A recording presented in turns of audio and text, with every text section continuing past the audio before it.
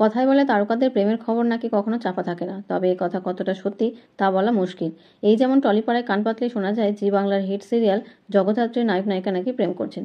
জগদ্ধাত্রী ওরফে অঙ্কিতা মল্লিক এবং স্বয়ম্ভু ওরফে সৌম্যদীপ মুখোপাধ্যায় রিল লাইফের ভালোবাসা নাকি পৌঁছেছে রিয়েল লাইফেও।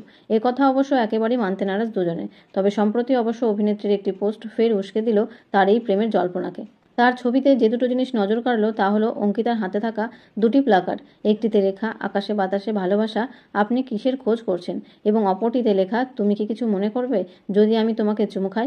এসব দেখে অঙ্কিতার ভক্তরা মনে করছেন যে হয়তো তিনি কারোর সঙ্গে ডেট করছেন, নয়তো তিনি প্রেমে পড়েছেন। এর আগে স্বয়ম্ভু অর্থাৎ সৌম্যদীপ এক সংবাদ মাধ্যমকে জানিয়েছিলেন যে তারা কেবলই বন্ধু, তাদের মধ্যে বন্ধুত্ব ছাড়া আর কিছুই নেই। জগদ্ধাত্রী করতে গিয়ে তাদের মধ্যে ভালো সম্পর্ক এবং বন্ডিং তৈরি হয়ে গিয়েছে। অনস্ক্রিন স্বামী স্ত্রীর সম্পর্কটাকে লোকে এতটা ভালোবাসা দিচ্ছে, এটাই তাদের কপাল।